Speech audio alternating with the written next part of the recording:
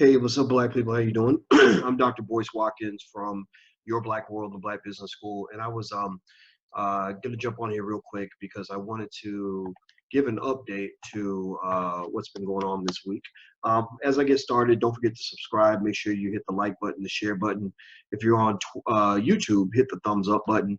And also, if you want to hang out with me on Twitter, a lot of y'all maybe don't know about my Twitter. It's actually Dr. Boyce Watkins 1, Dr. Boyce Watkins 1.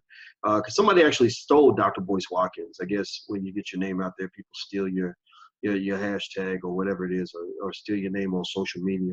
But anyway, I was sort of going through and sort of following what's happening with this interesting hashtag called TheRoot articles, where everybody's pretty much confronting the root for what's obvious. You know, the sort of obvious disdain they've always had for Black people, Black men especially.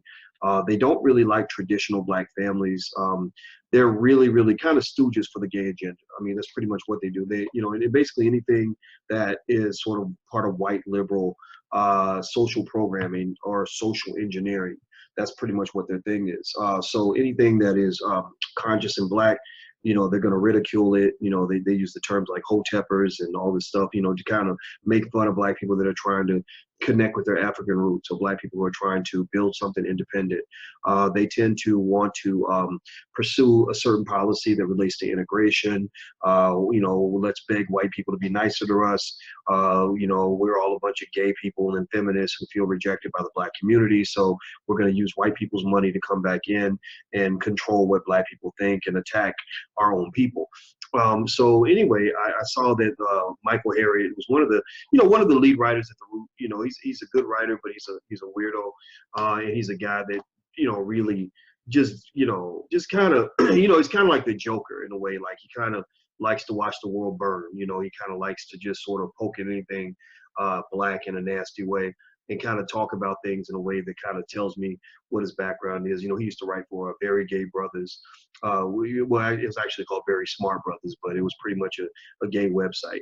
So I think what's going on is you have a civil war in the Black community where you got some people who are straight homophobic, which I don't agree with. And then you got some people who are like, look, you can be gay, but just don't mess with me. Don't tell me, don't expect me to be gay with you. Don't expect me to clap for it. I want to talk about what you're doing in the bedroom.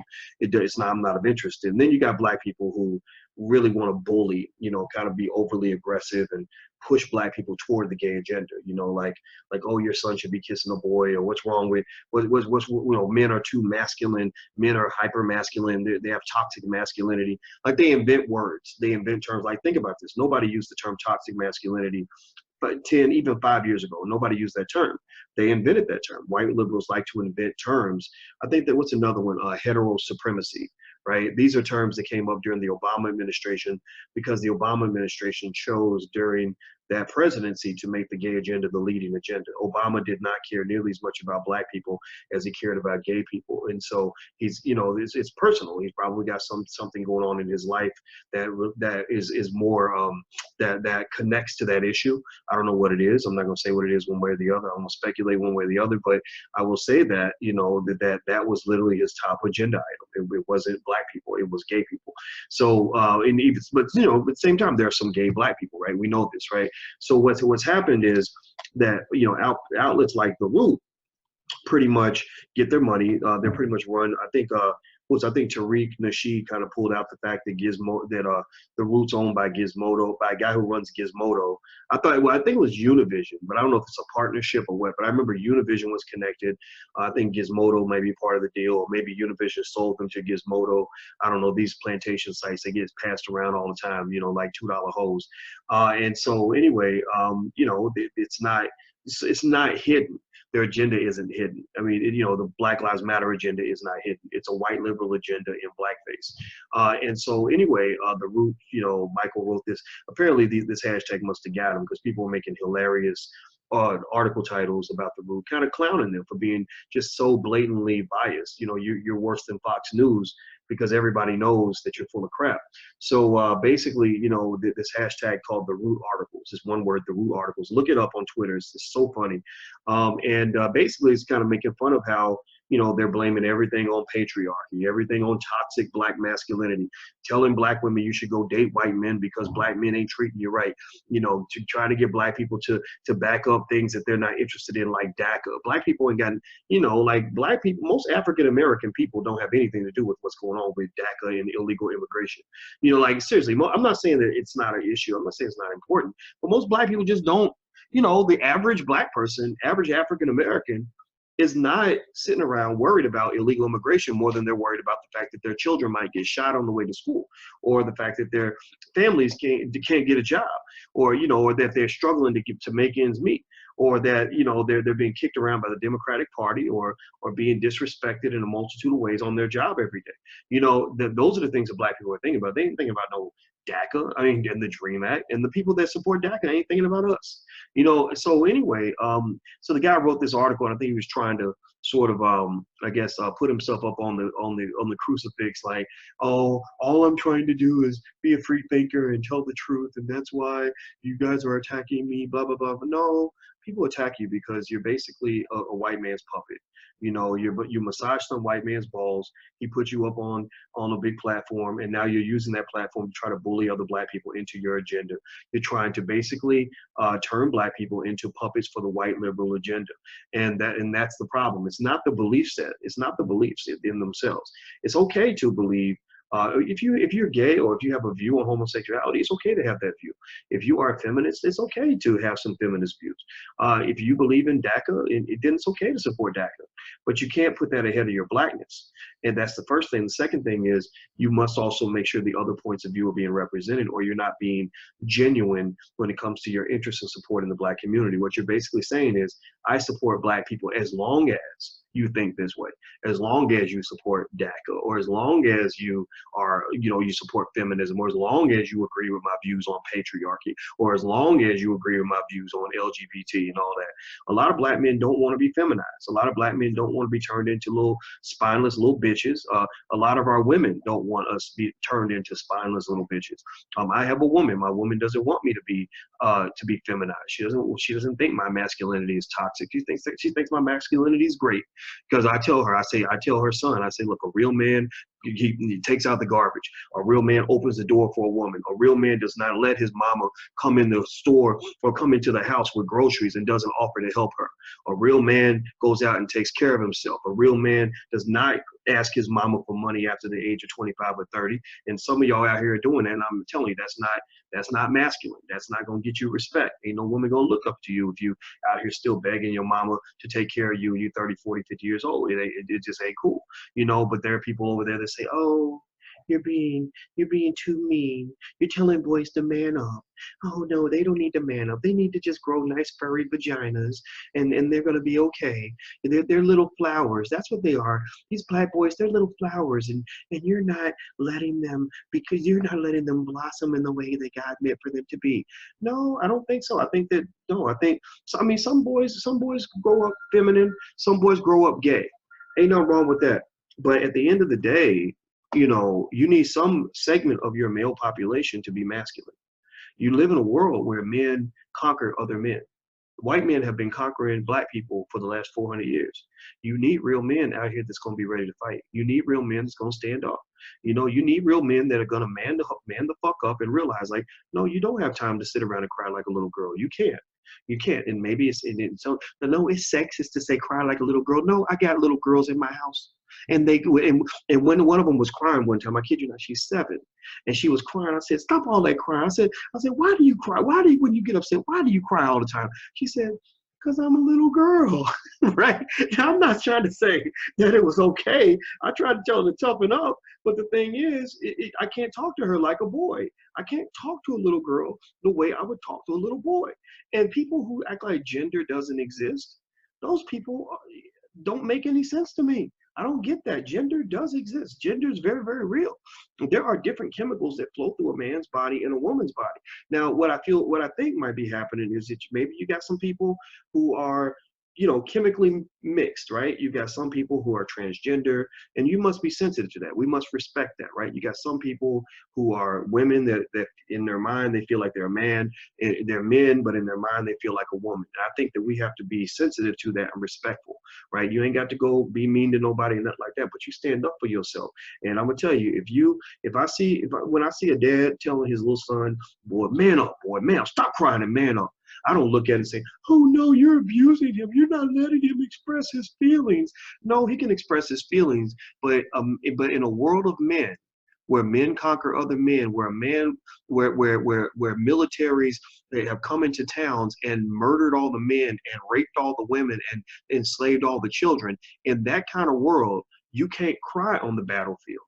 A man cannot cry on the battlefield. And I think a lot of people don't understand that. A lot of people don't realize that when you are in the heat of battle, when you're going through life, because a black man's born in a battle. But that's why a lot of black men get conquered, because they don't even know they're in a battle.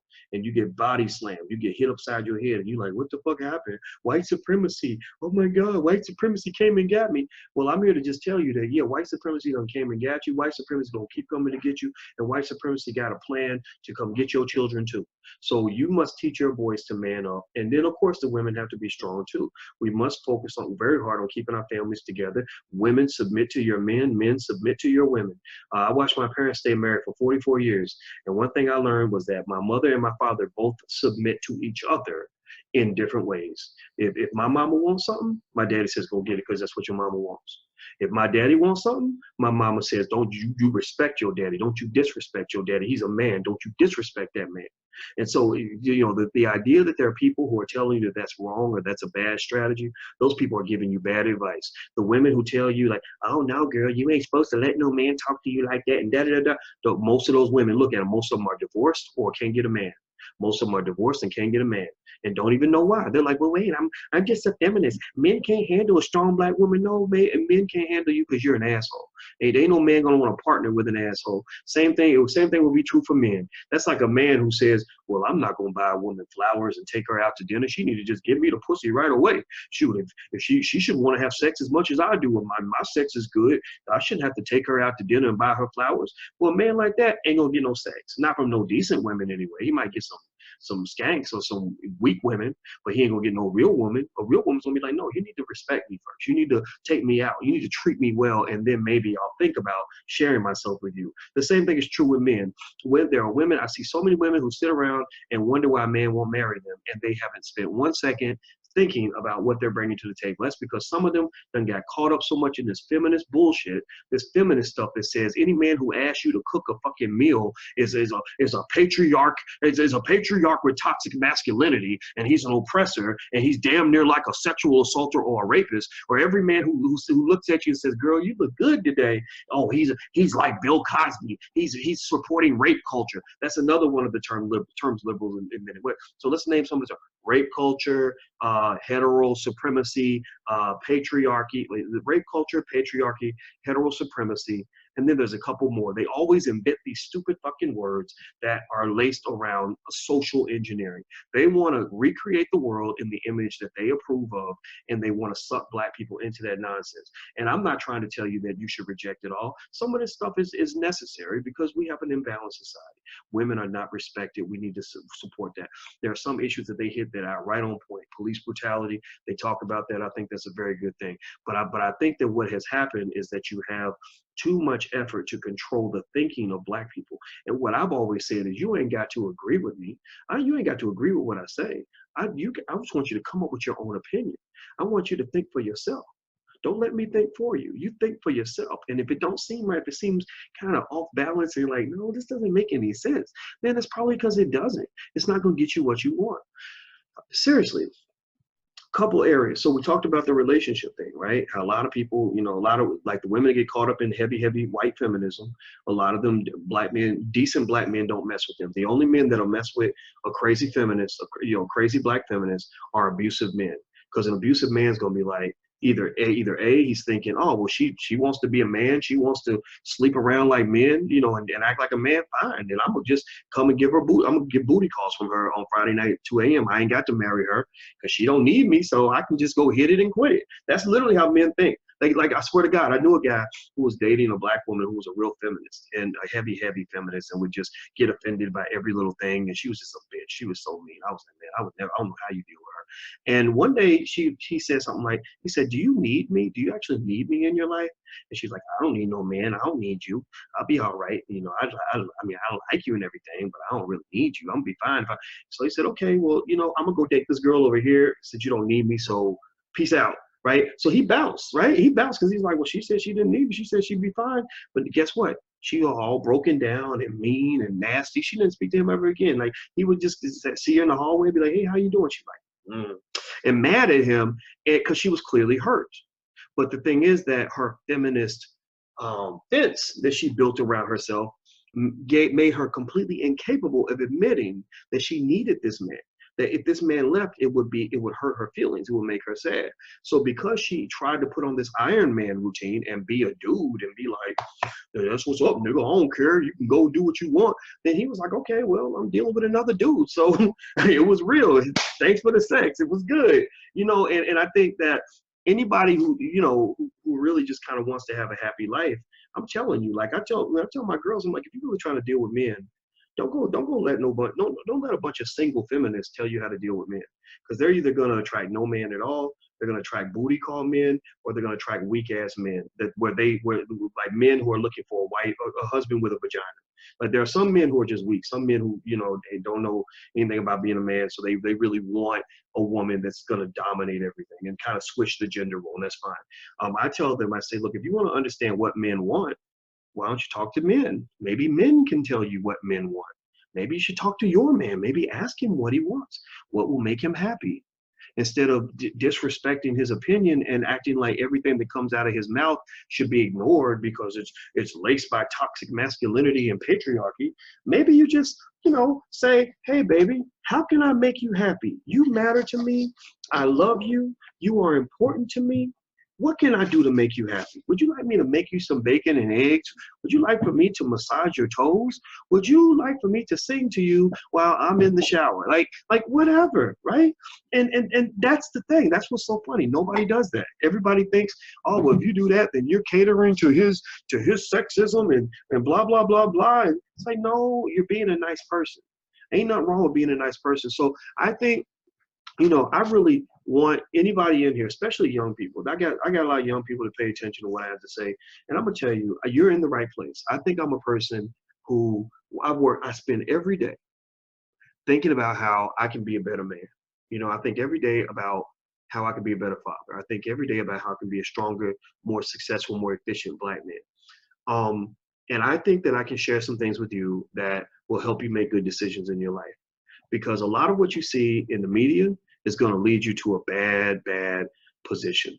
You know, a lot of stuff you see in, you know, shows like Love and Hip Hop are nothing but dysfunction. Those people are not happy. Many of those people have AIDS. Many of those people have unwanted pregnancies. Many of those people are financially busted. Those houses, Charlemagne the God, my friend at the Breakfast Club, Charlemagne the God wrote about this in his book, Black Privilege. And he said, most of those people, you see them in a big house, that's a rented house. You see them driving a car, that's a rented car. You see them, you know, wearing nice clothes. Those are clothes that were given to them maybe by the people who were doing the show. You know, now the Mona Scott, the lady who created all that bullshit, she's doing well, but most of those people on that show are not doing well. You know, and so ultimately, you want to find some people in your life, and maybe for you, if you don't have anybody in your life that got some common sense, I could be that person. But you want to find people in your life who have common sense, who can just tell you, like, so do you really think that that's really going to be a winning strategy for you? You know, and because I think that a lot of this stuff that we see is stupid, is silly, is crazy.